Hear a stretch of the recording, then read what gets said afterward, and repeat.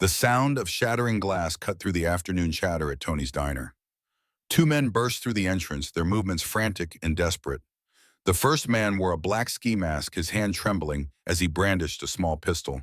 The second followed close behind, face obscured by the hood of a gray sweatshirt pulled low. "Nobody move!" The masked man's voice cracked with panic. "Empty the register now." Time seemed to crystallize. The clatter of silverware against plates ceased. Conversations died mid-sentence. A heavy-set truck driver at the counter slowly raised his hands. A college student dropped his textbook with a thud. In a corner booth, an elderly woman began to hyperventilate, her thin shoulders shaking with terror. The atmosphere transformed from comfortable routine to primal fear in seconds. All except for one person. Rachel Carter stood perfectly still, halfway between the kitchen and the dining area, a stack of plates balanced in her hands. The 32-year-old waitress assessed the situation with a strange clinical detachment. Her dark eyes tracked the gunman's erratic movements, noting the way his finger hovered dangerously close to the trigger. She registered the second man's nervous glances toward the door, planning an escape route. Most importantly, she spotted the elderly customer, Mrs. Wilkins, whose labored breathing suggested an imminent panic attack. From the darkest corner of the diner, Victor Morgan observed the scene with the calculated precision of a chess grandmaster. The 58-year-old CEO of Morgan Capital sat motionless, his weathered face betraying no emotion. While other patrons fixed their eyes on the gun, Victor studied the waitress. Her composure amid chaos was extraordinary. There was no blind courage in her stance, only a rare, controlled competence that he had seen in only a handful of people throughout his life. The masked gunman swung his weapon toward Rachel. "You on the ground now." Rachel carefully placed the stack of plates on the nearest emptiest table. The gentle clink of ceramic against formica seemed unnaturally loud in the silent diner. She raised her hands slowly, palms open. "It's okay," she said, her voice quiet but carrying an unmistakable authority. "Everyone stay calm. Tony is getting the money." Her eyes met the gunman's wild stare. "Sir, we don't want any trouble. You'll get what you came for." The elderly woman, Mrs. Wilkins, began to sob uncontrollably. The gunman's head whipped toward the sound, his panic visibly escalating. "Shut her up, or I swear to God." "Mrs. Wilkins." Rachel never took her eyes off the gunman, but directed her words to the woman. "Look at me. Take a deep breath, like we practiced, for your blood pressure. Remember, in through your nose, out through your mouth. That's it." The gentle authority in Rachel's voice seemed to affect everyone in the room. Mrs. Wilkins' sobbing quieted. The gunman's stance softened slightly. Behind the counter, Tony, the diner's owner, was stuffing bills into a canvas bag with trembling hands. "It's ready," Tony called out, his voice breaking. "Just take it and go, please." The hooded accomplice snatched the bag. "Let's go now." As they backed toward the door, the masked gunman's eyes met Rachel's one final time. Something flickered across his gaze, recognition, confusion, perhaps even shame, before he turned and fled with his partner. The diner erupted into chaos once more, this time with relief, fear, and shock. People rushed to lock the door. Tony collapsed onto a stool, his face ashen. Mrs. Wilkins wailed. And through it all, Rachel moved with purpose. She went first to Mrs. Wilkins, kneeling beside her booth, speaking in low, reassuring tones. She checked on the college student, the truck driver moving through the diner like a nurse making rounds. Victor Morgan remained in his corner booth, watching this remarkable display of crisis management. He had witnessed CEOs crumble under less pressure during hostile takeovers. He had seen politicians stammer and sweat facing far less dangerous situations. Yet this waitress, earning minimum wage in a modest diner, had faced a loaded gun with more tactical grace than most trained professionals. She hadn't been recklessly brave. She had been strategic. She had controlled the emotional temperature of the room, preventing panic from triggering violence. It was an astonishing display of what he valued most: grace under fire. The police arrived eventually, their sirens, a belated announcement of safety. Statements were taken. The adrenaline slowly subsided into a procedural hum. Rachel, her face now pale with delayed shock, resumed her duties with remarkable professionalism. She brought the check to Victor's table. Her hand trembled slightly as the reaction she had suppressed finally began to surface.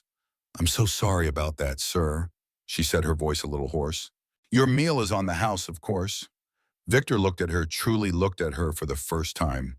He saw the fatigue etched beneath her eyes, the slight fraying at the cuffs of her uniform, and beneath it all, an unshakable core of resilience. He reached into his wallet and removed a stack of $100 bills.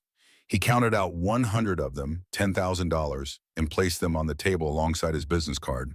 The stark white rectangle contained only his name and a private phone number that fewer than 10 people in the world possessed. That wasn't fearlessness, he said, his voice low and graveled by decades of command. That was management. Very impressive. Before Rachel could respond, Victor stood and walked out, leaving behind a sum that could change her immediate circumstances and a small white card that held the power to change her entire life. The world Victor Morgan returned to was as far removed from Tony's diner as Earth from Mars. His chauffeur held the door of the Bentley Mulsanne, its midnight blue exterior gleaming in the afternoon sun. Victor settled into the leather seat, breathing in the familiar scent of power and isolation. "Home, sir?" his driver asked. "The office," Victor replied, his mind still replaying the scene at the diner. Morgan Tower dominated the Boston skyline, 78 stories of glass and steel that housed the headquarters of Morgan Capital. As the elevator ascended to the top floor, Victor considered the empire he had built over 30 years. $17 billion in managed assets, real estate developments across 3 continents, a reputation for ruthless efficiency that had earned him the nickname the Predator of Wall Street. And yet, as he entered his corner office with its panoramic view of Boston Harbor, Victor felt the familiar emptiness that had become his constant companion since Eleanor's death 5 years ago. He moved to the bar and poured himself 2 fingers of Macallan 25, swirling the amber liquid as he gazed at the photograph on his desk. Eleanor Morgan captured in morning light on their yacht, laughing at something he had said. The photograph preserved a moment of joy that cancer had stolen along with everything else that mattered. The intercom buzzed. "Mr. Morgan, the London office is calling about the Harrington proposal." "Tell them I'll call back tomorrow," Victor said, turning to face the city stretching below. His mind drifted back to the waitress, Rachel Carter. There had been something in her competence that reminded him of Eleanor, the same calm efficiency, the same ability to read a room. Eleanor had been his moral compass, his connection to humanity. Without her, Morgan Capital had become even more profitable and considerably less scrupulous. Victor wondered if Rachel would call. Most people would take the money and run, but he suspected she wasn't most people. 3 miles away in a small apartment in Dorchester, Rachel Carter stared at the stack of $100 bills on her kitchen table. $10,000. The sum represented freedom from immediate financial pressure. Lily's medication for the next 2 months, rent paid ahead, perhaps even catching up on the electricity bill that had been hovering in the danger zone. Her hands still trembled slightly as she picked up the business card. Victor Morgan. The name had seemed vaguely familiar at the diner, but after an internet search, Rachel understood why. Forbes profiles, Wall Street Journal features, the Midas of Manhattan, who had relocated his operation to Boston following his wife's death. A titan known for dismantling companies with surgical precision, extracting maximum value regardless of human cost. "What are you looking at?" Lily's voice broke through Rachel's thoughts. Rachel quickly set down the card. Her 12-year-old sister stood in the doorway of their small kitchen, oxygen cannula in place, curious eyes taking in the unusual scene. "Nothing important," Rachel said, moving to tuck away the money. "That doesn't look like nothing," Lily said, approaching the table. Despite the cystic fibrosis that restricted her lung capacity, Lily's mind remained sharp and inquisitive. "That's a lot of money. And who's Victor Morgan?" Rachel sighed. She never lied to Lily. They had promised each other honesty after their parents' death. "There was a robbery at the diner today." Lily's eyes widened with alarm. "Everyone's fine," Rachel quickly added. "No one was hurt. This customer, he left this tip and his card afterward." $10,000 as a tip. Lily's voice rose in disbelief. "Is he crazy or just super rich?" "Both probably," Rachel said with a small smile.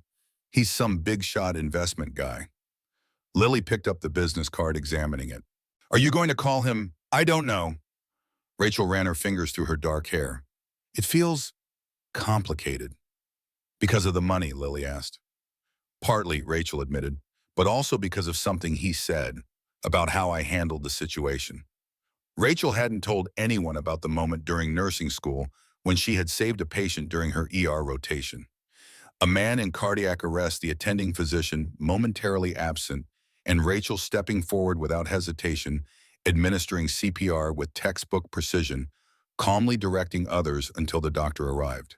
The attending had pulled her aside afterward. Most people freeze in crisis, he had said. Some react usually badly. Very few respond with the right actions in the right sequence. You can't teach that instinct, Carter. It's something you either have or you don't. That same instinct had taken over in the diner today, and somehow Victor Morgan had recognized it. The next morning, Rachel's alarm blared at 5:30 a.m. Her shift at the diner started at 6, just as it had 6 days a week for the past 2 years. She moved quietly, careful not to wake Lily, whose sleep was precious and often disturbed by coughing fits. The morning rush at Tony's diner proceeded with a forced normality. Tony had installed a new security camera and kept glancing nervously at the door. The regular customers expressed concern about the robbery, but life moved on. Only Mrs. Wilkins was absent from her usual booth. During her break, Rachel found herself returning to the internet search she had begun the night before. Victor Morgan's story was the quintessential American narrative of self-made success, albeit with sharper edges than most. Born to a plumber in South Boston, he had enlisted in the Marines straight out of high school. After serving in Operation Desert Storm, he had used his military discipline to build a financial empire. What caught Rachel's attention was a detail about his personal life. Victor's only son, Michael, had publicly severed ties with his father 3 years ago, following a dispute over the direction of Morgan Capital. The younger Morgan had advocated for more sustainable investments. The elder had prioritized profit regardless of environmental impact. The business world had watched their relationship disintegrate in real time. Now Victor Morgan was approaching 60, widowed, estranged from his only child, and reportedly more ruthless than ever. Why would such a man take notice of a waitress in a modest diner? What could he possibly want from her? The answer came to Rachel as she administered Lily's evening treatment. The nebulizer hummed, filling the air with medicated mist as Lily breathed deeply, a well-practiced routine. "You should call him," Lily said between breaths, the conversation from the previous night apparently still on her mind. "It's not that simple, Lil." "Why not? The worst he can say is he made a mistake, and then we still have the $10,000. Lily's practical wisdom often belied her age. "And what if it's not a mistake?" Rachel countered. "What if it's something inappropriate?" The possibility had crossed her mind more than once. Lily rolled her eyes. "Then you hang up. But what if it's something good? What if it's a real opportunity?" Rachel thought about the nursing degree she had abandoned 1 semester short of completion when their parents died and Lily's condition worsened. She thought about the medical bills that accumulated faster than she could pay them. She thought about the clinical trial at Boston Children's Hospital that could potentially transform Lily's prognosis if only they could afford the co-pays not covered by their bare-bones insurance. "Maybe you're right," Rachel conceded. After Lily had fallen asleep, Rachel sat at the kitchen table, the business card propped against a salt shaker. Her finger hovered over her phone. What did she have to lose beyond her pride? And pride didn't pay for enzyme replacement therapy. She dialed the number. She expected a secretary, an automated menu, a gatekeeper of some kind. Instead, a man answered on the second ring. "Morgan." The voice was brusque, a statement rather than a greeting. Rachel's throat tightened. "Mr. Morgan, this is Rachel Carter from Tony's Diner from the robbery the other day." There was a pause. Rachel could almost feel him assessing her through the phone line. "Ms. Carter, I was beginning to think my judgment had been flawed." "Your judgment? 4 days is not decisive. It suggests hesitation." Rachel bristled at his tone. 4 days is practical. I needed to ensure my family's immediate needs were addressed before considering a cryptic offer from a stranger. Another pause, longer this time. Rachel thought she detected the faintest trace of approval when he spoke again. "Fair enough. Morgan Tower. Tomorrow, 9 a.m. Don't be late." The line went dead before Rachel could respond. She stared at her phone in disbelief. It hadn't been a request or an invitation. It had been a summons. The next morning, Rachel stood before the imposing glass facade of Morgan Tower, clutching a coffee that had long since gone cold. She wore her only interview outfit, a simple black skirt suit she had purchased for nursing school graduations that never happened. The morning sunlight reflected off the building's surface, creating an almost blinding glare. It seemed designed to intimidate, and it was succeeding. In the lobby, financial professionals streamed past her, absorbed in conversations about market openings and quarterly projections. Rachel approached the security desk, hyper-aware of how out of place she must appear. "I'm here to see Victor Morgan," she said, trying to project confidence. "Rachel Carter." The security guard looked skeptical until he checked his tablet. His expression changed to one of surprise. "Yes, Miss Carter, you're expected on the 78th floor." He handed her a visitor badge. "Express elevator on the right." The elevator ascended with unsettling speed. Each floor that disappeared below represented another level of separation from the world Rachel knew. By the time the doors opened onto the 78th floor, she had entered another realm entirely, one of hushed voices, expensive art, and the subtle scent of power. A sleek receptionist greeted her. "Ms. Carter, Mr. Morgan is expecting you." She led Rachel through a maze of glass-walled offices to an imposing set of double doors. Victor Morgan's office was less an office and more a statement of dominance. Floor-to-ceiling windows offered a godlike view of Boston. The furnishings were minimal and modern, the desk a massive slab of polished walnut. The only personal touch was a single photograph in a silver frame, a woman with kind eyes and a confident smile, presumably the late Mrs. Morgan. Victor stood with his back to the door, gazing out at the city. He turned as Rachel entered, fixing her with an intense stare that seemed to catalog her every feature. "Ms. Carter, punctual, a good sign." In the harsh morning light, he looked older than he had in the diner. Deep lines etched his face, mapping decades of high-stakes decisions. His silver hair was immaculately styled, his charcoal suit custom-tailored to his tall, still powerful frame. "Please sit." He gestured to a leather chair positioned across from his desk. Rachel sat acutely aware that this man's watch, a Patek Philippe, visible beneath his cuff, probably cost more than she earned in 2 years. "I don't waste time, Ms. Carter, so I'll be direct." He took his seat, folding his hands on the desk. The $10,000 was a thank you for the entertainment. "Entertainment?" Rachel echoed, her voice tight. "Watching you handle that situation was the most interesting thing I've seen all year," Victor said, leaning forward slightly. "You didn't panic. You assessed. You managed the threat. You controlled the environment." His eyes narrowed. "You have a rare ability, the capacity to remain absolutely clear-headed under extreme duress. I can teach someone financial modeling. I cannot teach them that." Rachel shifted uncomfortably.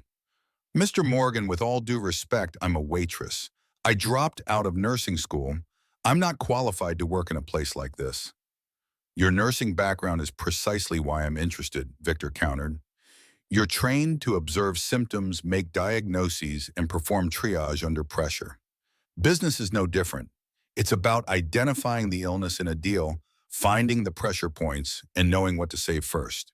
He slid a single sheet of paper across the desk. It was an offer letter. The salary printed on it made Rachel's vision blur momentarily. $250,000 annually. Full medical benefits that would cover Lily's treatments. A signing bonus that could clear their medical debt. "This is," Rachel whispered, unable to complete the thought. "Your job will be to handle problems," Victor explained. "Sensitive situations, a difficult negotiation with a union representative, a community protest at a development site, a high-value client threatening to withdraw. You will be my eyes and ears. You will go into volatile environments and bring back stability. You will use the same skills you displayed in that diner observation, de-escalation management of human emotion." Rachel looked up from the letter, her mind racing. It was insane. A billionaire offering a waitress a position as his personal crisis manager based on a 10-minute interaction during a robbery. It defied logic. "Why me?" she asked finally. "You must have access to former FBI negotiators, crisis management professionals, people with actual qualifications." Victor's expression hardened slightly. "Those people are trained to follow protocols. You have instinct. There's a difference." He stood, signaling the end of the meeting. "There will be one condition: absolute loyalty, absolute discretion. What you see and hear in this company stays with you. You will be tested. Many people here will not understand my decision. They will see you as an interloper. They will try to make you fail." His voice lowered to a near whisper. "If you fail, you're gone." No second chances. Rachel remained seated, the offer letter clutched in her hand. Her mind was a tempest of contradictory thoughts. This was a world of predators, and she was decidedly prey. But predators bled like anyone else, and she knew how to handle bleeding. She looked from the letter to the sprawling city outside the window, a city that had always felt alien and hostile. For the first time, it looked like a possibility. "You don't need until the end of the day, Mr. Morgan," she said, finding that same calm, steady tone from the diner. "I accept." Victor Morgan allowed himself the smallest of smiles. "Good. Your first test begins Monday." Rachel's first day at Morgan Capital arrived with the weight of inevitability. The 78th floor was a realm of quiet ambition, the air charged with the silent exchange of millions of dollars. Her own office, she had an office, was a glass-walled space near Victor's, a clear statement of her proximity to power. It was also a fishbowl, exposing her to the curious and often hostile gazes of her new colleagues. The whispers followed her immediately. "That's her, the waitress. I heard Morgan hired her on a whim. My cousin has an MBA from Wharton and couldn't even get an interview." Rachel ignored them. She had endured worse during her ER rotations in nursing school, where attending physicians had made sport of humiliating students. She spent the first day doing exactly what Victor had instructed: observe. She read every file she could access, studied the dynamics of meetings she attended silently from the corner, watched how people spoke and what they avoided saying. Her primary tormentor materialized on the second day. His name was James Harrington, Senior Executive Director of Morgan Capital. Tall, impeccably dressed in a suit that probably cost more than her first car, and armed with a smile that never reached his cold blue eyes, James was the golden boy of the firm. He had graduated from Harvard, climbed the ranks with strategic precision, and clearly viewed Rachel as an insult to everything he had worked for. "Rachel, is it?" He leaned against her door frame without bothering to knock. "James Harrington, I oversee acquisitions and special projects." The words "special projects" carried a trace of mockery. "Just wanted to welcome you to the team." "Thank you, James." Rachel kept her tone even, not standing up. It was a small power play she had learned from dealing with difficult patients' family members. "I have to say," he continued, surveying her sparse office, "we're all fascinated by your unconventional hiring story. Victor certainly keeps us on our toes." He straightened his already perfect tie. "You were in food service, I understand." "I was a waitress," Rachel said, meeting his gaze directly. "I'm also a very fast learner." James chuckled, a dry, humorless sound. "Well, if you ever need help figuring out the difference between EBITDA and non-GAAP earnings, just let me know. Wouldn't want you to get overwhelmed." He sauntered away, leaving a trail of condescension in his wake. Rachel took a deep breath and returned to her research. James Harrington was a problem for another day. For now, she needed to understand this new world she had entered. What she couldn't know was that James was already plotting her downfall. In his corner office, he made a phone call to a private investigator named Carson, a man he had used before to dig up dirt on business rivals. "I need everything on a Rachel Carter," he instructed.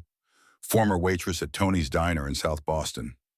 Now working directly under Victor. Find something I can use." At the end of her first week, Rachel received a text message from Victor. "My office, 8 a.m. tomorrow, Riverside Towers project." Problem. Rachel had read the file on Riverside Towers, a massive luxury condominium development that Morgan Capital was building downtown. Construction was stalled because of a holdout, an elderly woman named Martha Sullivan, who refused to sell her brownstone, the last property on the block Morgan didn't control.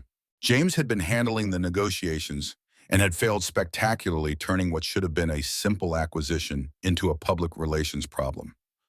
Saturday morning found Rachel in Victor's office as he briefed her on the situation. "Sullivan is 82 years old, widowed, no children. She's lived in that house for 50 years. We've offered her 3 times market value. Harrington's approach has been legal pressure and increasingly large checks.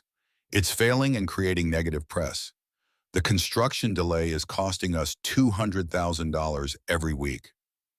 Victor fixed her with a penetrating stare. "Fix it.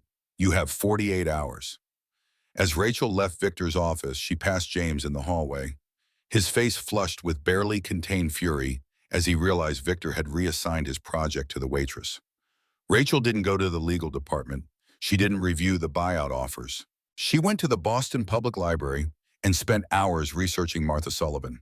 She discovered that Mrs. Sullivan was a retired nurse who had served in Vietnam with the Army Nurse Corps. Her late husband, Robert Sullivan, had been a decorated Marine who died 15 years ago. The next day, Rachel arrived at Mrs. Sullivan's brownstone, carrying not legal documents, but a small box of specialty teas and a book about Vietnam War nurses she had found at a used bookstore.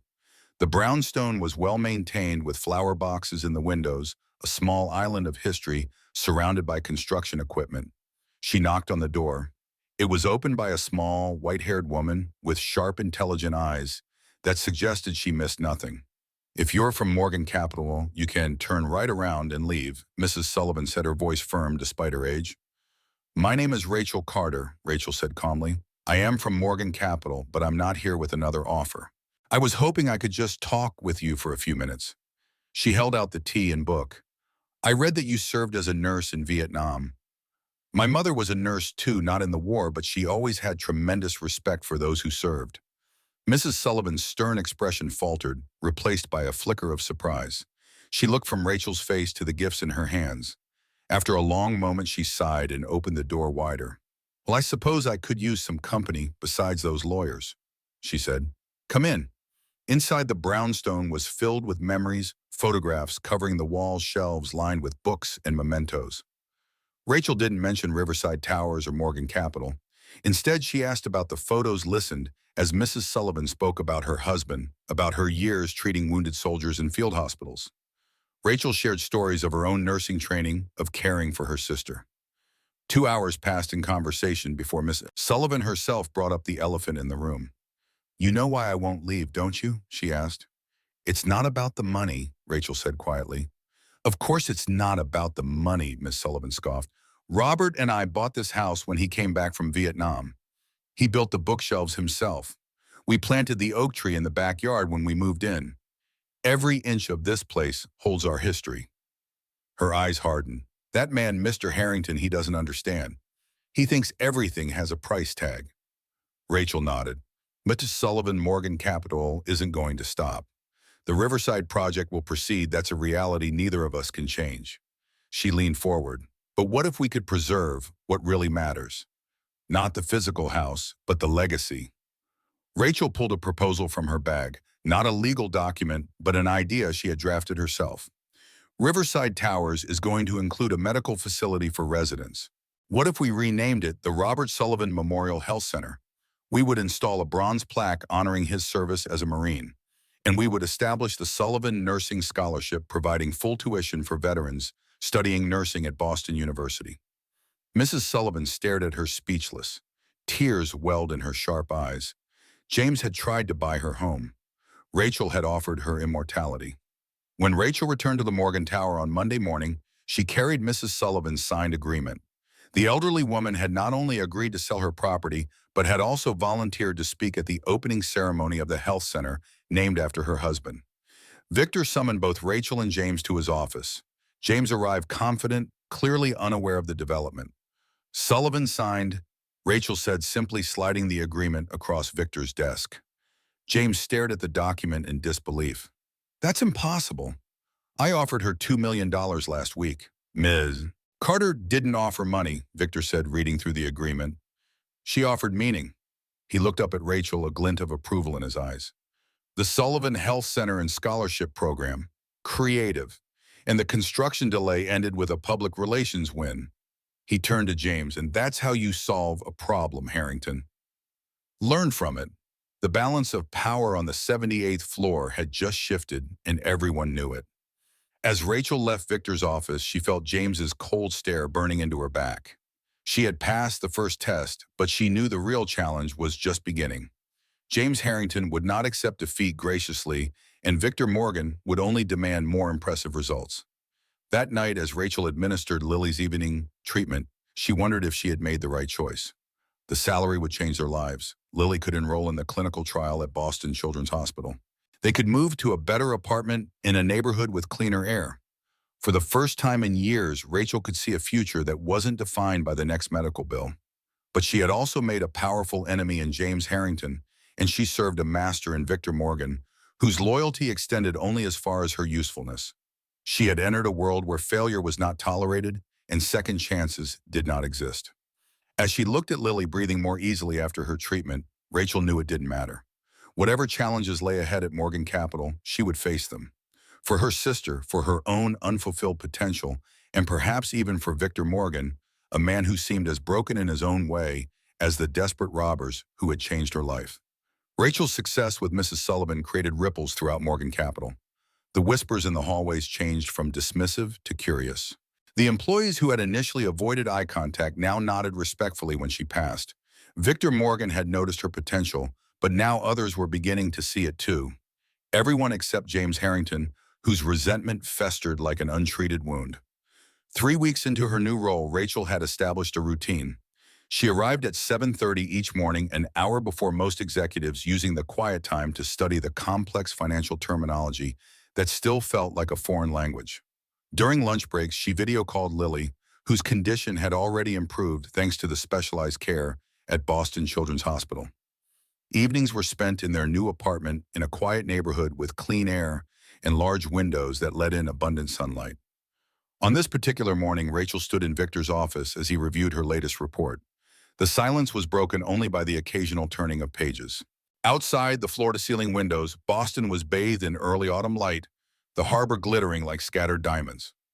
This analysis of the labor situation at our Philadelphia manufacturing plant is thorough, Victor said, finally closing the file. You identified the real issue, not wages, but safety concerns and outdated equipment. He leaned back in his chair. Most executives would have thrown money at the problem. You found the actual disease instead of treating symptoms. Rachel nodded, still uncomfortable with praise. The foremen were surprisingly candid once they realized I was actually listening. Victor's eyes narrowed slightly. You went to Philadelphia personally. That wasn't necessary. It was to me, Rachel replied. I can't assess a situation properly through spreadsheets and secondhand reports. A ghost of a smile touched Victor's lips. That's why I hired you. He gestured to a chair.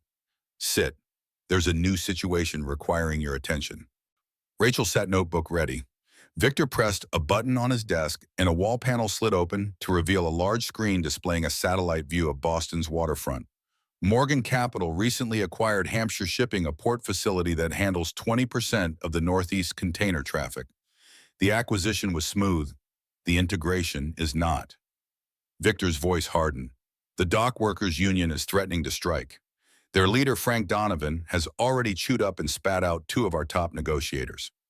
Rachel had read about Frank Donovan in the Boston business press, a third-generation union leader, with a reputation for being both principled and pugnacious.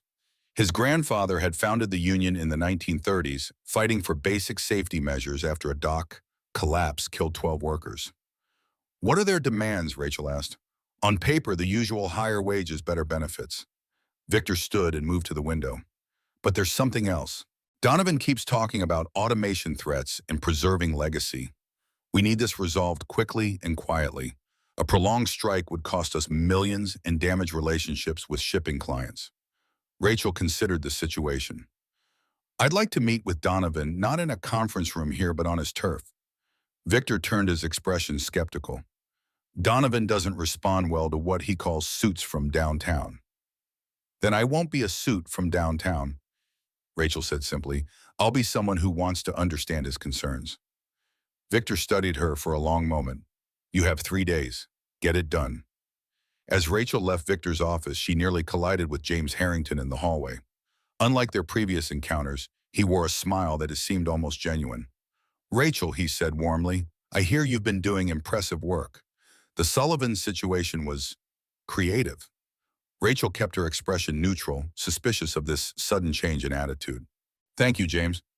Actually, I was hoping to make amends for our rocky start. He gestured toward his office. Would you join me for a moment? I have some insights on the Hampshire shipping situation that might help.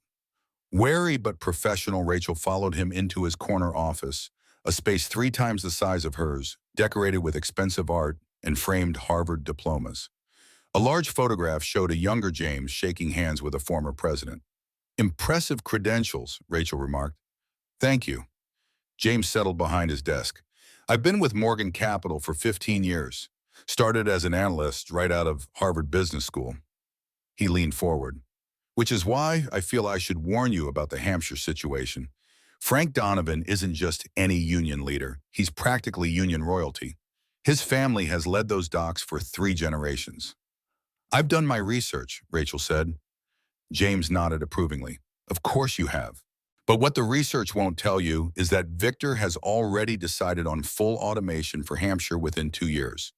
The negotiations are just for show, a way to ease the transition and avoid bad publicity. Rachel kept her expression carefully neutral. That's not what Victor told me. James gave her a knowing smile. Victor doesn't tell anyone everything.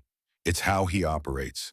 I'm just giving you a friendly heads up so you don't make promises to Donovan that Victor has no intention of keeping. I appreciate the information, Rachel said, rising to leave. If you'll excuse me, I have preparations to make. Back in her office, Rachel considered James's friendly warning. If Victor was indeed planning full automation regardless of negotiations, she was being set up to fail. But if James was lying to sabotage her efforts, walking into the meeting with Donovan, carrying that assumption would doom the talks before they began. She needed more information. Rather than approaching Victor directly, which might reveal her doubts, she decided to go straight to the source. That evening, instead of returning to her apartment, Rachel drove to South Boston to a dockside bar called The Anchor, that local guides described as a authentic union watering hole since 1948. The Anchor was exactly as advertised, a weathered establishment with a nautical theme that hadn't been updated in decades. The patrons were mostly men with the weathered look of those who worked at outdoors, their conversations punctuated by rough laughter and occasional bursts of profanity. Rachel entered wearing jeans and a simple sweater, having changed out of her Morgan Capital attire. She ordered a beer at the bar and quietly asked the bartender if Frank Donovan was around. The bartender gave her a suspicious once-over before nodding toward a corner booth. Frank Donovan matched his reputation, a bear of a man, in his mid-50s with salt and pepper hair and hands that looked capable of bending steel. He was holding court with several other men, gesturing emphatically as he spoke. Rachel approached the table, aware that conversation stopped as she drew near. Donovan looked up, his expression wary. "Frank Donovan," Rachel asked. "My name is Rachel Carter. I'm from Morgan Capital. I was hoping we might talk." A tense silence fell over the table. One of the younger men started to stand, his face darkening, but Donovan placed a restraining hand on his shoulder. "Morgan sent a girl," he said, his voice a gravelly rumble. "He getting soft." The question carried a challenge but also a hint of curiosity. Rachel met his gaze steadily. "He sent someone who prefers listening to talking. May I sit?" Donovan studied her for a long moment before gesturing to the empty seat across from him. The other men moved aside, creating space while watching with undisguised interest. "So what's Morgan's play?" Donovan asked once she was seated. "Higher wage offer, more threats about overseas shipping, or did he send you to soften me up with a pretty face?" "I'm here because our negotiators failed to understand what you actually want," Rachel said simply. "And I'm guessing it's not just about wages." Donovan's bushy eyebrows rose slightly. "That's so. And what do you think I want, Miss Morgan Capital?" "First, I think you want respect for yourself, your workers, and your family's legacy on these docks." Rachel took a small sip of her beer. "Second, I think you are worried about automation replacing jobs that have supported generations of families in this neighborhood." The table had gone completely silent. Donovan's weathered face revealed nothing, but his eyes had narrowed slightly. "You've done your homework," he acknowledged. "But knowing the problem doesn't mean Morgan's willing to solve it." "That depends on whether we can find a solution that works for everyone," Rachel said. "I'm not here to make empty promises, Mr. Donovan. I'm here to understand the full picture before negotiations begin." Donovan leaned back, studying her with new interest. "You're not like the other suits Morgan sent."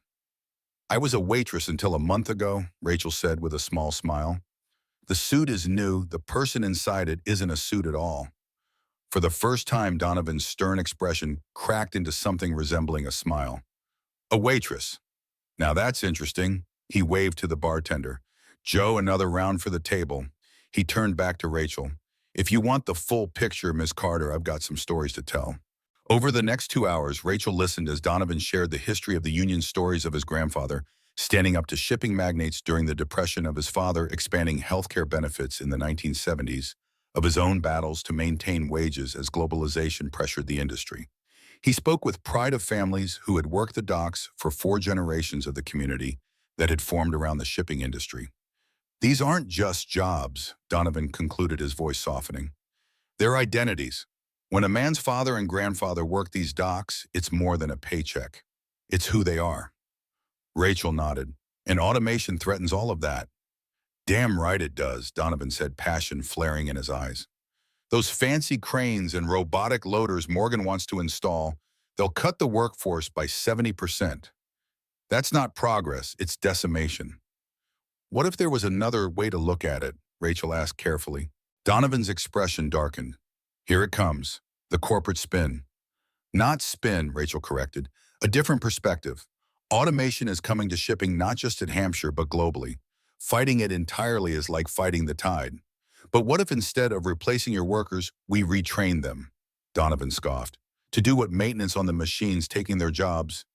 That's part of it, Rachel acknowledged, but also system management, logistics, coordination, security oversight, jobs that pay better and don't break bodies the way loading cargo does. Most of my guys don't have college degrees, Donovan countered. They wouldn't need them. Morgan Capital would fund a state-of-the-art training facility right on site.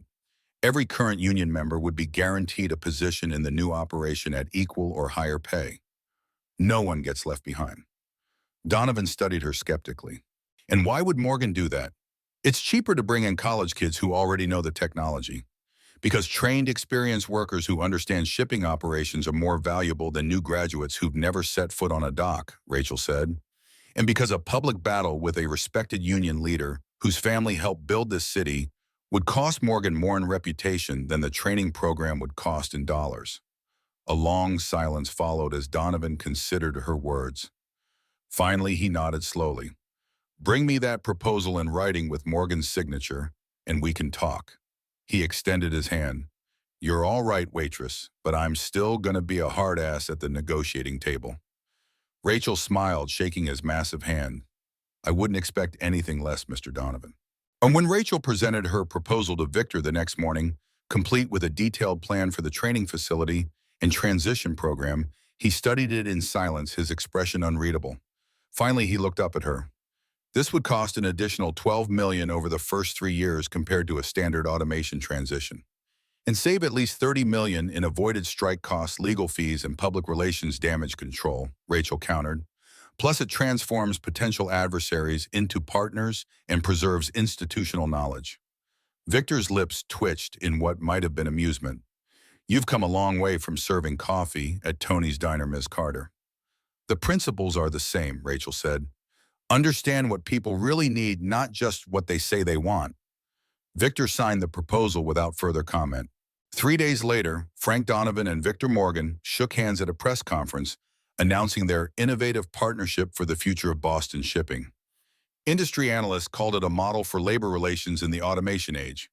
The financial press praised Victor's strategic vision. No one mentioned the waitress who had made it possible, except James Harrington, who watched the press conference with cold fury. His friendly warning about Victor's intentions had been a deliberate attempt to sabotage Rachel's negotiations. Not only had she ignored his advice, but she had succeeded beyond expectations. In his office, James placed a call to his private investigator. Carson, I need you to dig deeper on Rachel Carter. There has to be something we can use. Everyone has secrets. I've tried all the usual channels, Carson replied. She's clean, no criminal record, good credit despite some medical debt, no compromising social media. The only unusual thing is how quickly she left nursing school when she was near the top of her class. Keep looking, James insisted. Focus on the sister Lily, and check for any connections to Victor before the diner incident. This can't be as coincidental as it appears. James hung up, his mind racing. Rachel Carter was becoming a genuine threat to his position. After 15 years of methodical climbing, he had been positioned as Victor's likely successor. Now this waitress with no qualifications was solving problems he couldn't and gaining Victor's trust in the process. It wasn't just professional jealousy driving James, though there was plenty of that. It was also the stark reminder of his own background. The Harvard degrees and tailored suits concealed a past not so different from Rachel's. James Harrington had grown up in a working-class neighborhood in Pittsburgh, the son of a steel mill worker. His acceptance to Harvard on a scholarship had been his escape, and he had spent the subsequent decades burying that past beneath layers of acquired polish. Seeing Rachel rise so quickly triggered deep-seated insecurities he thought he had overcome long ago. If someone could ascend from waitress to executive in weeks, what did that say about his 15 years of calculated advancement? Meanwhile, Rachel's success continued. Over the next month, she resolved three more high-stakes situations: a contentious zoning dispute for a Morgan development in Chicago, a potential class-action lawsuit from tenants in a New York property, and a delicate negotiation with environmental activists protesting a Morgan-funded manufacturing plant. Each victory increased her confidence and expanded her understanding of the business world. She hired a private finance tutor who came to her apartment 3 evenings a week. She read voraciously about economics, real estate development, and corporate strategy. Most importantly, she applied her nursing training to the corporate environment, observing symptoms, diagnosing underlying conditions, and treating the root causes rather than surface problems. Victor began inviting her to high-level strategy meetings, often asking for her assessment of the executives presenting proposals. Rachel quickly realized he valued her ability to read people as much as her problem-solving skills. "Johnson is hiding something," she would murmur after a presentation. "He touched his wedding ring 4 times when discussing the projected timelines. They're not realistic, and he knows it." Or, "Williams believes in this project personally." Notice how she leans forward when describing the community impact, but reverts to corporate language when discussing ROI. She's passionate about the mission, but insecure about the financial projections. Victor rarely commented on these observations, but Rachel noticed he often adjusted his decisions accordingly. One Friday evening, as most employees were leaving for the weekend, Victor called Rachel into his office. Unlike their usual meetings, he wasn't seated behind his desk, but standing by the window gazing out at the city as dusk settled over Boston. "Do you know why I come to Tony's Diner once a month, Miss Carter?" he asked without turning around. The question caught Rachel off guard. "No, sir. I met Eleanor there, my late wife. We were both 22. I had just left the Marines and was working 3 jobs while taking night classes. She was in medical school." A hint of warmth crept into his usually cold voice.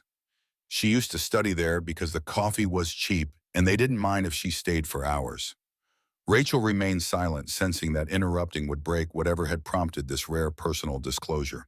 "After she died, I started going back on the anniversary of our first meeting.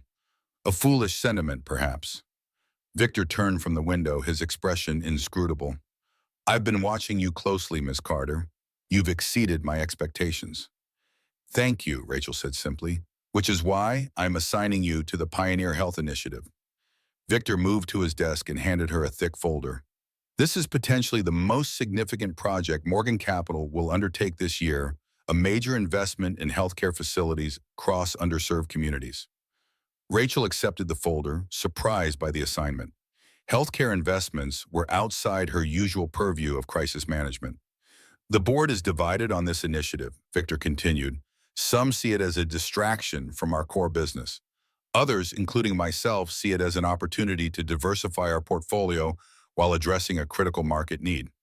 "Why me?" Rachel asked. "This seems more suited to your healthcare investment team." "Because this isn't just about numbers. It's about finding the right partner organization, one with both the medical expertise and the integrity to execute effectively." Victor's gaze sharpened. "James Harrington has been advocating strongly for an organization called Future Vision. I want you to vet them thoroughly. If they're as promising as James claims, we move forward. If not, we find an alternative." Rachel nodded, understanding the subtext. Victor trusted her judgment over James's, at least in this matter. "One more thing," Victor added as she turned to leave. "James doesn't know you're conducting this review. Let's keep it that way." The following week, Rachel divided her time between her regular duties and investigating Future Vision. On paper, the organization looked impressive, a rapidly growing healthcare nonprofit that established clinics in urban areas with limited medical services.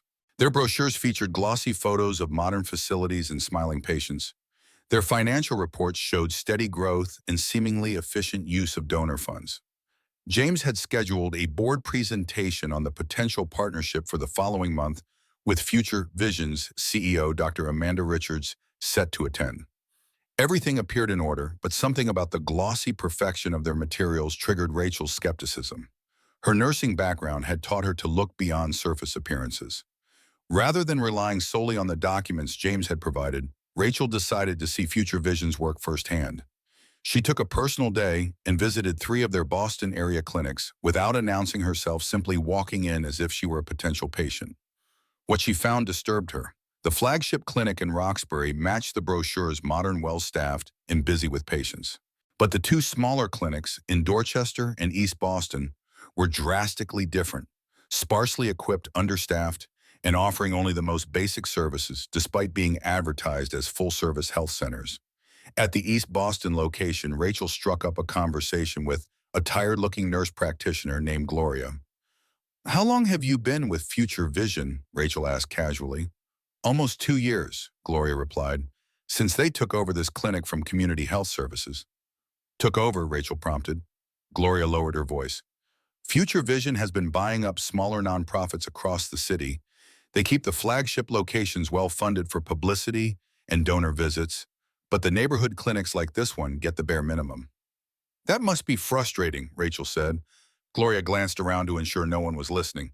"It's worse than frustrating, it's dangerous. We're supposed to offer prenatal care according to the website, but we haven't had an ultrasound technician in 3 months. We refer patients to the Roxbury clinic, but many can't make the trip. I've filed reports with administration, but nothing changes." Rachel left the clinic with growing concern. Future Vision appeared to be prioritizing rapid expansion and marketing over patient care, precisely the opposite of what the Pioneer Health Initiative was intended to achieve. Back at her apartment that evening, Rachel began a deeper investigation into Future Vision's financials. The numbers James had presented showed a healthy organization with reasonable administrative costs. But when Rachel cross-referenced their tax filings with their annual reports, discrepancies emerged. A significant portion of their budget went to a consulting firm called Horizon Consulting for strategic development services. Rachel searched for information about Horizon Consulting and found little beyond a basic website and registration documents. It was as if the firm existed primarily on paper. To gain access to more detailed financial data, Rachel would need internal Morgan Capital resources. The next day, she submitted a formal request for the complete financial workup on Future Vision through the proper channels, which would route the request through the risk assessment department. As part of her due diligence, she also requested the background files on all analysts who had worked on the initial recommendation for the organization. 2 days later, an electronic file package arrived in her inbox. It contained the Future Vision analysis and the requested personnel files. She opened the personnel folder, first wanting to understand the team that had given this questionable charity a positive review. She scrolled through names and headshots of various analysts until she froze at one particular face. The name read Eric Collin, but what caught her attention was his striking resemblance to the second robber from Tony's Diner, the one who had worn the gray hoodie. The police had arrested his partner, identified as Kevin Miller, but the second suspect had escaped. Rachel's heart raced as she clicked on his file. Eric Collins worked in Morgan Capital's IT department with access to financial data systems. He had been hired 2 years ago with strong references and no criminal record. But as she read further, she discovered a notation from internal audit about a discrepancy in expense reporting for the Northwood Logistics deal 6 months ago. The report had been flagged and sent to the supervising executive, James Harrington, who had cleared Collins after a brief investigation. 2 days after being cleared, Eric Collins had wired $5,000 to a woman named Jessica Miller, Kevin Miller's girlfriend. The connection was unmistakable. Eric was Kevin's older brother, the second robber from Tony's Diner. Rachel dug deeper, searching for any connection between James and Future Vision. She found it buried in the contract details. Horizon Consulting, the mysterious firm receiving large payments from Future Vision, was registered to Melissa Warner, who was listed as James's girlfriend in a Society Page article from the Boston Globe 6 months earlier. The picture became frighteningly clear. James had covered up financial misconduct by Eric Collins, who was likely related to the diner robber. James was also pushing Morgan Capital to invest millions in Future Vision, which was funneling money to a company owned by his girlfriend. It wasn't just unethical, it was potentially criminal, but proving it would be difficult and dangerous. James Harrington wasn't just another executive. He was Victor's protege, a Harvard-educated power player with 15 years of connections throughout the company and the financial world. Rachel sat back from her computer, her mind racing. She had stumbled onto something much bigger and more dangerous than a questionable charity. The question was what to do with this information and whether Victor Morgan would believe a former waitress over his trusted lieutenant. As Rachel contemplated her next move, her phone rang. The screen displayed Victor Morgan's private number. "Ms. Carter," Victor said when she answered. "I need you in my office tomorrow morning at 7. James has moved up the Future Vision presentation. Dr. Richards will be attending." Rachel's breath caught. "I haven't completed my assessment yet." "Then I suggest you work through the night," Victor replied. "Because tomorrow the board votes on whether to commit $50 million to Pioneer Health with Future Vision as our primary partner." He paused. "Unless you have a reason we shouldn't." Rachel could hear the question in his statement. This was her opportunity. "I'll be prepared, Mr. Morgan," she promised. After hanging up, Rachel returned to her computer with renewed determination. She worked through the night compiling evidence, cross-referencing data, and building a case that could not be easily dismissed. By dawn, she had assembled a comprehensive presentation exposing both Future Vision's deceptive practices and James's conflicts of interest. As she finally closed her laptop, Rachel felt a chill run down her spine. She was about to accuse one of Morgan Capital's top executives of serious misconduct. If she was wrong, her career would be over. If she was right, she had made a powerful enemy. Either way, there would be no going back. Rachel arrived at Morgan Tower at 6:30, giving herself time to prepare the boardroom for her counter-presentation. She had just finished setting up when James Harrington entered, followed by an elegant woman in her 40s, who Rachel assumed was Dr. Amanda Richards of Future Vision. "Rachel," James said, surprise evident in his voice. "I wasn't expecting you this morning." "Victor asked me to attend," Rachel replied calmly. James's smile tightened almost imperceptibly. "How nice. Dr. Richards, this is Rachel Carter, one of our newer executives." Dr. Richards extended a manicured hand. "Lovely to meet you, Ms. Carter. James has told me so much about the important work Morgan Capital is doing." Rachel shook the offered hand, noting the expensive watch on Dr. Richards' wrist, a Cartier that cost more than most doctors made in a month. "I look forward to hearing about Future Vision's work as well." Other board members began arriving, taking their places around the large mahogany table. Victor entered last, nodding briefly to Rachel before taking his seat at the head of the table. "Let's begin," he said without preamble.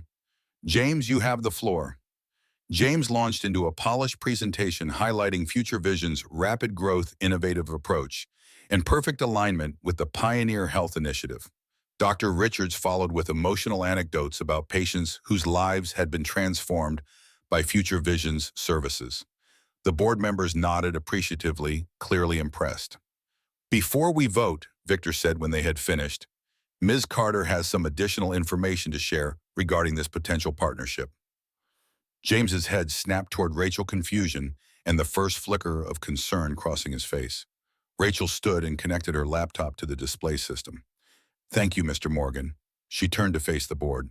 "Over the past week, I've conducted an independent assessment of Future Vision as a potential partner for the Pioneer Health Initiative."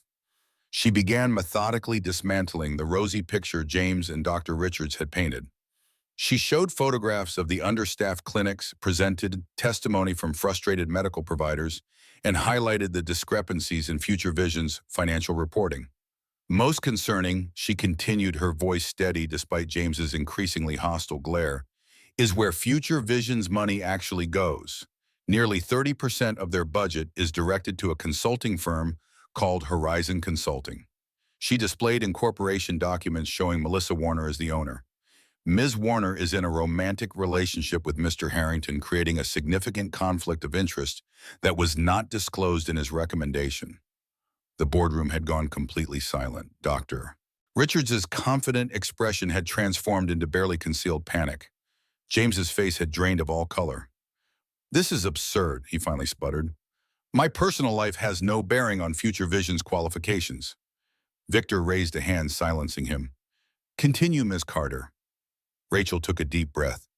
This conflict of interest is unfortunately not an isolated incident. It's part of a larger pattern of ethical lapses. She displayed Eric Collins's employee file alongside a police sketch of the second diner robber. This Morgan Capital employee was flagged for financial impropriety 6 months ago. Mr. Harrington cleared him despite evidence of misconduct. 2 days later, Collins wired money to a relative of the man who robbed Tony's diner, the incident where Mr. Morgan first observed my crisis management skills. The implication hung in the air like a thundercloud. James looked as if he might lunge across the table at Rachel. "This is a smear campaign," he hissed. "My personal relationships are being weaponized. Is the financial information accurate?" Victor interrupted, his voice deadly quiet. James faltered. "The horizon connection it's complicated. Yes or no, James?" The silence stretched painfully before James finally whispered, "Yes, but I can't explain." Victor stood abruptly. "This meeting is adjourned. The Pioneer Health vote is postponed. Dr. Richards, thank you for your time. James, my office, now." As the stunned board members filed out, Rachel began gathering her materials, her hands trembling slightly from the adrenaline crash following her presentation. Victor paused beside her. "My office after I'm done with Harrington," he said quietly. Then almost inaudibly, he added, "Well done." An hour later, Rachel sat in Victor's office as he gazed out the window, his back to her. The confrontation with James had concluded behind closed doors, but the security team escorting him from the building had told the whole story. "The head of the Pioneer Health Initiative is now vacant," Victor said, finally turning to face her. "I want you to take it." Rachel blinked in surprise. "Sir, I don't have the qualifications." "You have exactly the qualifications needed," Victor interrupted. "Integrity, judgment, the ability to see beneath surfaces. The rest can be learned." He sat behind his desk. "You will need to find us a legitimate healthcare partner and oversee the implementation of the initiative. It's a significant promotion with corresponding compensation." Rachel's mind raced. This wasn't just another assignment. It was a directorship, a permanent executive position far beyond anything she could have imagined a month ago. "Why me?" she asked. Victor's expression softened almost imperceptibly. "Because you've proven you can't be bought, intimidated, or fooled. Because you risk your position to do what's right." He picked up a pen, signaling the decision was made. "The Pioneer Health Initiative needs someone with medical knowledge and ethical clarity. You have both. Do you accept?" In that moment, Rachel thought of Lily, how her sister's life had been transformed by access to quality health care. She thought of Gloria, the frustrated nurse practitioner trying to provide care with inadequate resources. She thought of her own interrupted journey to become a nurse. Perhaps this was a different path to the same destination, helping people when they were most vulnerable. "Yes," she said, "I accept." The news of James Harrington's dramatic departure spread through Morgan Capital like wildfire. By afternoon, the entire financial district of Boston buzzed with speculation. James had been a fixture in the company for 15 years, Victor Morgan's presumed successor. His sudden exit created a power vacuum that sent executives scrambling to realign alliances and position themselves for advancement. Rachel ignored the chaos, focusing instead on the monumental task before her. As the new director of the Pioneer Health Initiative, she had been entrusted with $50 million to transform healthcare access in underserved communities. It was an opportunity to combine her nursing background with her newly acquired business acumen and to prove that Victor's faith in her was justified. 3 days after James's departure, Rachel sat in her new office, no longer a glass fishbowl, but a spacious corner suite befitting her director status. The walls remained bare. She hadn't had time to personalize the space. Her desk was covered with reports on healthcare nonprofits, community health statistics, and proposals from potential partners. A knock at her open door interrupted her concentration. Victor Morgan stood in the doorway, his expression unreadable. "Walk with me," he said simply. Rachel followed him to the private elevator that served only the executive floor. They rode in silence to the lobby where Victor's driver waited with the Bentley. "Where are we going?" Rachel asked as they settled into the leather seats. "To see the consequences of our decisions," Victor replied cryptically. 20 minutes later, they pulled up before a weathered brick building in Dorchester, one of the Future Vision clinics Rachel had visited during her investigation. A handwritten sign on the door read, "Closed until further notice." Future vision is collapsing, Victor said, observing the shuttered clinic. After our board meeting, several major donors pulled their funding.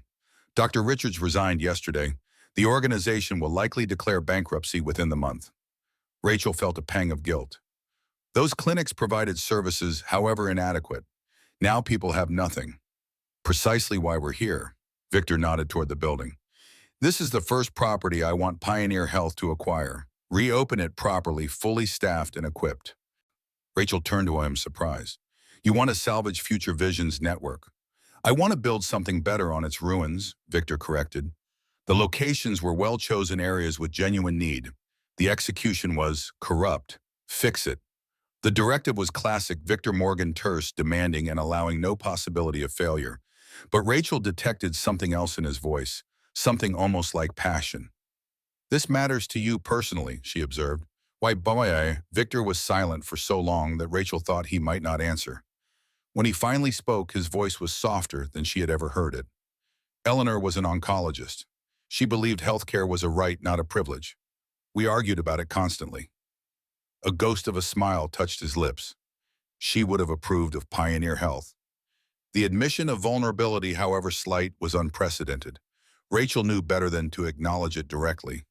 I'll make it work, she promised instead. I know you will. Victor turned his gaze back to the closed clinic. There's something else we need to discuss.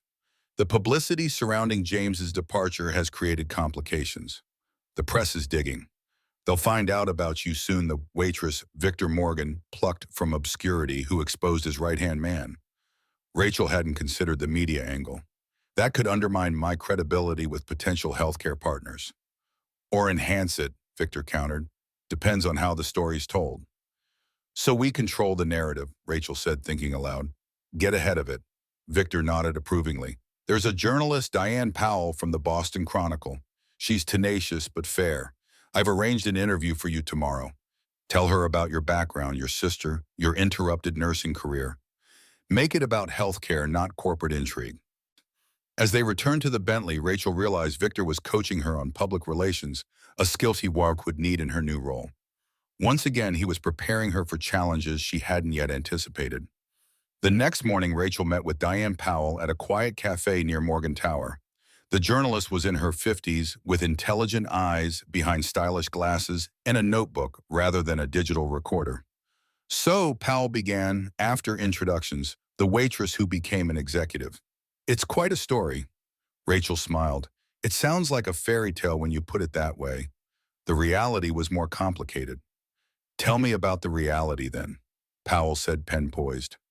Rachel shared her story growing up with parents in healthcare, her nursing education interrupted by tragedy caring for Lily while working at Tony's diner. She described the robbery without dramatizing it, emphasizing how her nursing training had helped her manage the crisis. Victor Morgan recognized skills I developed in healthcare assessment triage communication under pressure, Rachel explained. Those same skills helped me identify problems with the Future Vision partnership. And expose James Harrington, Powell noted. That took courage. He was a powerful figure at Morgan Capital. It wasn't about James, Rachel insisted. It was about protecting a vital initiative. Pioneer Health will provide quality healthcare to communities that desperately need it. That's the real story here. Powell studied her thoughtfully. You genuinely care about this, don't you? It's not just corporate positioning. My sister nearly died because we couldn't afford specialized care when she was first diagnosed, Rachel said quietly. No family should face that choice. The conversation continued for nearly 2 hours. Powell asked pointed questions about Victor, about Rachel's rapid rise, about her qualifications. Rachel answered honestly but kept returning to the mission of Pioneer Health. 3 days later, the Boston Chronicle published the article, From Waitress to Healthcare Pioneer, the Woman Transforming Morgan Capital. The piece portrayed Rachel as a healthcare advocate who had found an unexpected path to make a difference. It touched on James's departure, but focused primarily on the clinic's Pioneer Health plan to establish. The story was picked up by national outlets, portraying Rachel's journey as inspirational rather than scandalous. Victor was pleased. Well done, he said, dropping the newspaper on Rachel's desk. The phones are ringing with potential healthcare partners wanting to meet you. Rachel nodded, but her mind was elsewhere. The morning's mail had included an envelope addressed in unfamiliar handwriting. Inside was a brief note. "We need to talk. This isn't over. Michael Morgan." Victor's estranged son had contacted her directly, a development she hadn't anticipated and wasn't sure how to handle. Should she tell Victor immediately, speak with Michael first? Ignore the communication entirely before she could decide? Her assistant interrupted. "Ms. Carter, there's an Eric Collins here to see you. He doesn't have an appointment, but he's quite insistent." Rachel tensed. Eric Collins, the IT specialist connected to the diner robbery, the man James had protected. "What could he want?" "Send him in," she said, pressing the silent security alert button Victor had installed beneath her desk. Eric Collins was younger than Rachel had expected, mid-20s, with the same nervous energy she had observed in the hooded robber at the diner. His eyes darted around her office, never settling in one place. "Mr. Collins," Rachel said calmly, "what can I do for you?" "You got it wrong," he blurted, hands fidgeting, "about me and James and all of it." Rachel maintained her composure. "Perhaps you should clarify what I got wrong." "James wasn't protecting me," Eric said, his words tumbling out rapidly. "He was blackmailing me. He found out about my brother Kevin's record, threatened to expose me if I didn't help him access financial data he shouldn't have seen." Rachel assessed his body language, the tension in his shoulders, the way he couldn't meet her eyes directly. He was terrified, but she sensed he was telling the truth. "Why come to me with this?" she asked. "Because it's bigger than you think," Eric said, lowering his voice. "James has been gathering information on Victor for years, personal stuff, business decisions, everything. He's working with someone outside the company. They wanted to force Victor out." Rachel felt a chill run down her spine. "Who?" Eric glanced nervously at the door. "Michael Morgan." The revelation struck Rachel like a physical blow. Michael Morgan, Victor's estranged son, who had just contacted her, was allegedly conspiring with James Harrington against his own father. "That's a serious accusation," she said carefully. "Do you have proof?" Eric nodded. "That's why I'm here. I made copies of their emails, recorded conversations when James thought I was just IT support. I kept it as insurance, but now I just want out. Take it all." He placed a flash drive on her desk. "I never meant for Kevin to rob that diner. James was squeezing me for money, and Kevin thought he was helping by getting cash another way." Rachel picked up the flash drive, considering her options. If Eric was telling the truth, she was holding evidence of a conspiracy against Victor Morgan. If he was lying, this could be an elaborate trap set by James to discredit her. "Why should I believe you?" she asked directly. "Because I'm terrified," Eric admitted, his voice breaking. "James called me last night. He said things aren't over, that I need to stick to the story or else, but I can't do this anymore." The fear in his eyes seemed genuine. Rachel made a decision. "Wait here," she instructed, then stepped outside to speak with her assistant. "Call security. Have them escort Mr. Collins to conference room B and stay with him. Then get Victor Morgan on the line immediately." Within the hour, Victor arrived at the conference room where Eric Collins waited under security supervision. Rachel briefed him on Eric's claims and handed him the flash drive. "This could be disinformation," she cautioned, "a ploy by James to create discord." Victor's face remained impassive, but Rachel noticed his hand tighten around the flash drive. "Or it could be true. Michael and James were close before—" He didn't finish the sentence. "Have it verify the authenticity of these files. Keep Collins isolated until we know more." As Victor turned to leave, Rachel took a deep breath. "There's one more thing. I received a note from Michael this morning. He wants to meet." Victor froze. For a moment, Rachel thought she had made a terrible mistake in revealing this information. When Victor finally spoke, his voice was dangerously quiet. "What did you tell him?" "Nothing," Rachel said. "I came to you first." Victor seemed to relax marginally. "Good. When Michael contacts you again, and he will agree to meet. But tell me first. I want to know what my son is planning." Over the next 2 days, Rachel threw herself into Pioneer Health work, trying to distract herself from the Michael Morgan situation. She identified 3 potential healthcare partners to replace Future Vision and began the process of acquiring the shuttered clinics. On the 3rd morning, another note arrived from Michael: "Fairmont Hotel Bar, 8 p.m. tonight. Come alone. This concerns both my father and your sister." The mention of Lily sent a surge of protective fury through Rachel. How dare he imply a threat to her sister? She immediately called Victor. "He's trying to rattle you," Victor said after she read him the note. "Michael can be manipulative when he wants something. Meet him. Find out what he's after. I'll have security nearby. That evening, Rachel entered the elegant bar of the Fairmont Hotel precisely at 8. She spotted Michael immediately. He had his father's height and commanding presence, though his dark hair showed no signs of silver, despite him being in his mid-30s. He stood as she approached his corner table. "Rachel Carter," he said, extending his hand. "Thank you for coming. I'm Michael Morgan." Rachel shook his hand briefly. "Your note mentioned my sister. I want to be clear that if that was meant as a threat—" "It wasn't," Michael interrupted, gesturing for her to sit. "It was meant to underscore the personal nature of what I need to discuss. I would never threaten a child." Rachel remained wary as she took a seat. "Then what exactly do you want from me, Mr. Morgan?" Michael studied her with eyes remarkably like his father's. "I want to know if you're just another one of my father's tools, or if you actually care about what Morgan Capital does in the world." "That's a false dichotomy," Rachel replied.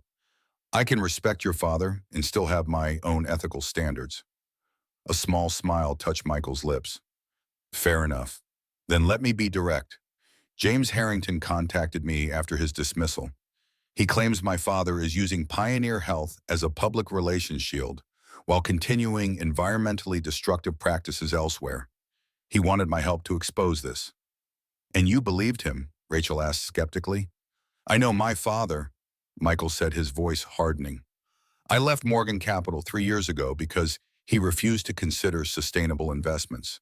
He called them feel-good projects with subpar returns. Is Pioneer Health any different?" Rachel considered her answer carefully. "I can only speak to what I've seen. The Pioneer Health Initiative has Victor's full support financially and personally. He mentioned that your mother would have approved of it."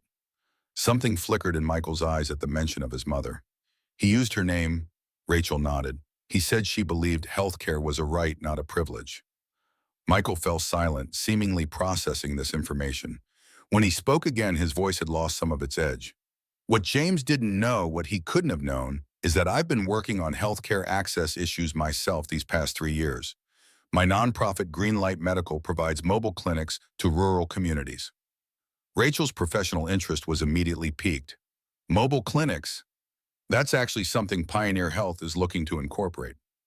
Michael leaned forward, his expression softening. "That's why I wanted to meet you. When I read about your background nursing, caring for your sister, I thought perhaps you were different from my father's usual executives, that maybe Pioneer Health was genuine."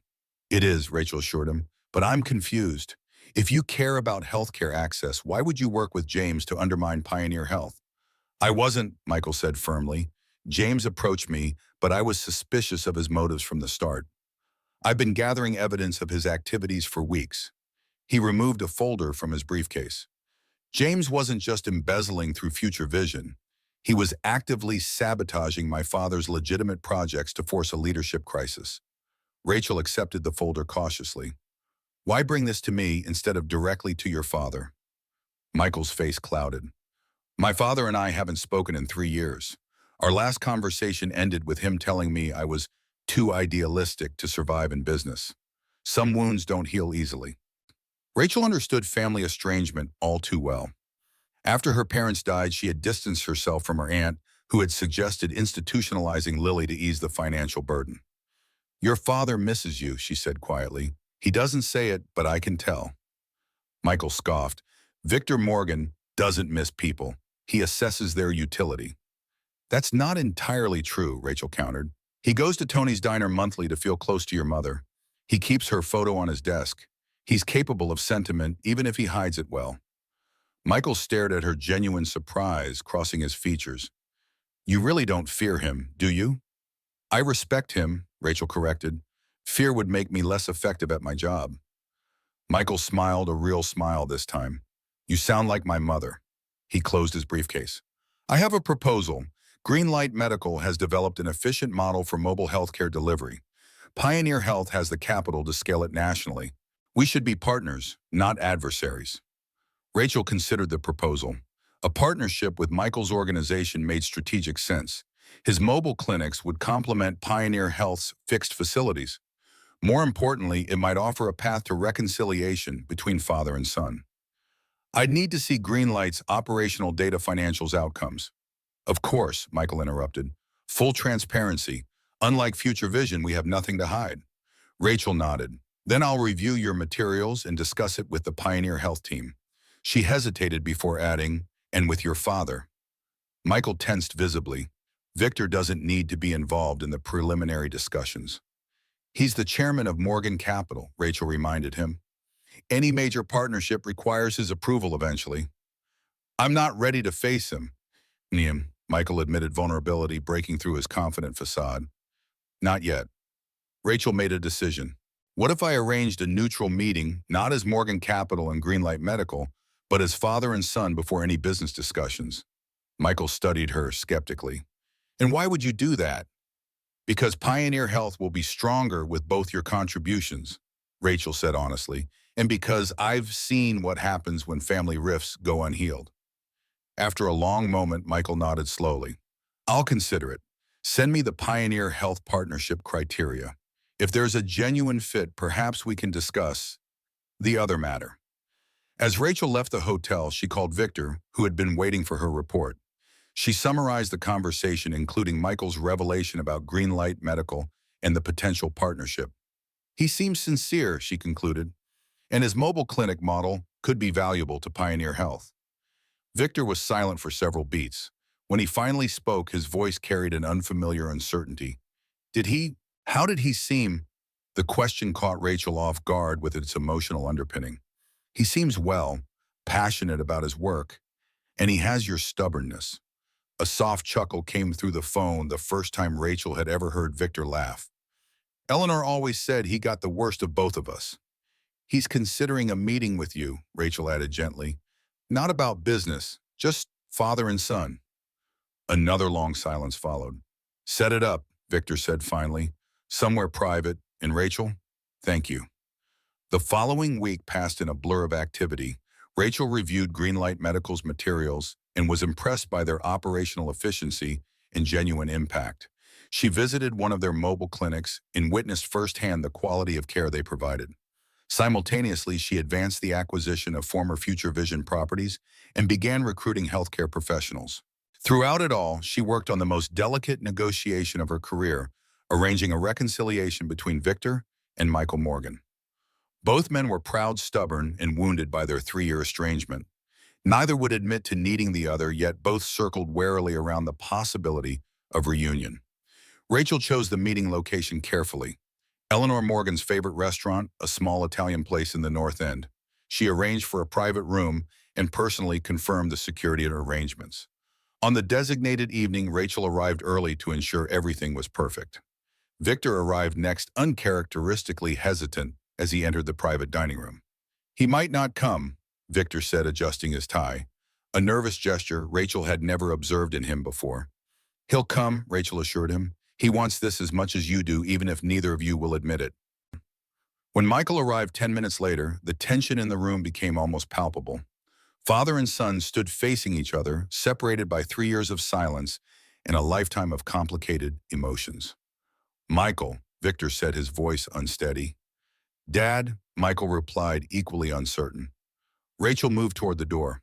I'll leave you two to talk. No, both men said simultaneously, then looked at each other in surprise. Stay, Victor added. You made this happen. You should see it through. Rachel remained taking a seat at the far end of the table as father and son began the difficult work of reconciliation.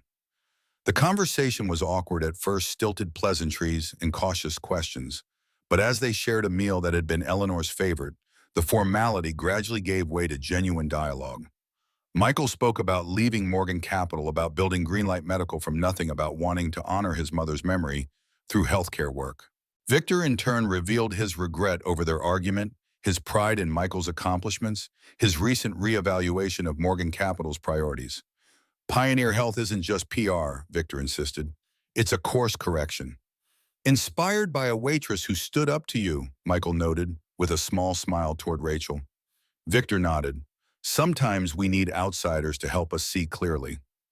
As the evening progressed, Rachel witnessed something remarkable, the thawing of a frozen relationship, the tentative rebuilding of trust. There were still painful moments, old wounds reopened, accusations of past failings. But beneath it all was a current of connection, the unmistakable bond between father and son. Near the end of the meal, Michael broached the subject of partnership. Greenlight Medical and Pioneer Health should work together. Our missions align, and together we could help more people than either of us could alone. Victor considered this. A formal partnership would require board approval. There would be scrutiny questions about nepotism. Then we create a structure that addresses those concerns, Rachel suggested. Independent oversight, transparent metrics, clear division of responsibilities. Both men turned to look at her, the outsider who had somehow become essential to their reconciliation. In that moment, Rachel realized she had gained something precious, the trust of two exceptionally guarded individuals. Morgan Greenlight Initiative, Victor proposed. Equal partnership between Morgan Capital and Greenlight Medical with Rachel as executive director. Michael raised his eyebrows. You'd cede control of Pioneer Health to qualified partners with shared values. Victor nodded. Eleanor would have insisted on it. As the three continued their discussion late into the night, sketching out a vision for what the Morgan Greenlight Initiative could become, not just clinics in underserved urban areas, but a comprehensive approach to healthcare access across the country. As they finally prepared to leave, Michael extended his hand to his father. Victor looked at it for a moment, then pulled his son into an embrace instead. Rachel discreetly stepped aside to give them privacy for this moment of reconciliation. When they emerged, both men looked emotionally drained but lighter, as if a great weight had been lifted from their shoulders. Thank you, Rachel, Michael said sincerely, for everything. Victor simply nodded, but his eyes conveyed what he couldn't express in words. 1 month later, Rachel stood at the podium for the official launch of the Morgan Greenlight Initiative. Behind her sat Victor and Michael, father and son, presenting a united front for the first time in years. Before her stretched rows of journalists, healthcare professionals, and community representatives. Healthcare isn't just about medicine, Rachel began. It's about dignity, about seeing people at their most vulnerable and responding with compassion and competence. That's what the Morgan Greenlight Initiative represents, a commitment to serving communities that have been overlooked for too long. As she outlined their plans for the next 5 years, 20 new fixed clinics, 30 mobile units, training programs for community health workers. Rachel caught sight of Lily in the audience, beaming with pride. Her sister's health had stabilized thanks to the clinical trial, her future brighter than they had dared hope a year ago. From waitress to healthcare executive, from crisis management to community building. Rachel's journey had been extraordinary. Yet the principles that guided her remained the same: assess the situation, identify the real problem, and act with both compassion and competence. After the presentation, as the attendees mingled during the reception, Victor approached her with an unusual request. Come with me tomorrow morning, he said. There's somewhere I'd like to take you. The next day, Victor's Bentley pulled up in front of Tony's diner. Rachel smiled at the symmetry, returning to where it all began. Inside the diner was exactly as she remembered it: the red vinyl booths, the scent of coffee and bacon, the cheerful chaos of the breakfast rush. Victor led her to the corner booth, his regular spot. Tony himself approached with coffee, his eyes widening in recognition. Rachel and Mr. Morgan, what a surprise! They placed their orders, and when Tony departed, Victor turned to Rachel with uncharacteristic uncertainty. I've been thinking about legacy lately, he said, stirring his coffee absently. About what we leave behind. Eleanor left compassion. I built wealth, but sacrificed relationships. You brought them back together. Rachel shook her head. You and Michael did the hard work yourselves. After you created the opportunity, Victor insisted, few people would have had the courage to confront James, the insight to see beyond Michael's anger, or the skill to bring us together. He pushed a folder across the table. Which is why I'm offering you this. Rachel opened the folder to find legal documents establishing a new entity, the Eleanor Morgan Foundation, with Rachel Carter listed as executive director, and a staggering endowment of $1 billion. This is, she began, unable to find adequate words. A platform, Victor completed, independent of Morgan Capital, focused exclusively on healthcare innovation and access, overseen by you, Michael, and myself as a board of trustees. Rachel stared at the documents, overwhelmed by their implications. Why me? Victor's eyes, usually so guarded, held a rare warmth. Because second chances are precious, Ms. Carter. You gave one to Michael and me. You deserved one after your nursing career was interrupted. This foundation will give second chances to thousands of others. As Rachel considered Victor's offer, she gazed around the diner where her life had changed course so dramatically. She thought about the frightened waitress she had been facing down armed robbers with nothing but composure and quick thinking. She thought about Lily, about the patients she might have served as a nurse, about the communities the foundation could help. I accept, she said, extending her hand across the table. On one condition. Victor raised an eyebrow. Which is, that you recognize this isn't charity or sentimentality, Rachel said firmly. It's the best strategic investment you've ever made. Victor Morgan Billionaire, feared corporate raider, recently reunited. Father actually smiled as he shook her hand. On that, Ms. Carter, we are in complete agreement. Outside Tony's diner, Boston continued its relentless pace. But inside the corner booth, something remarkable had taken form.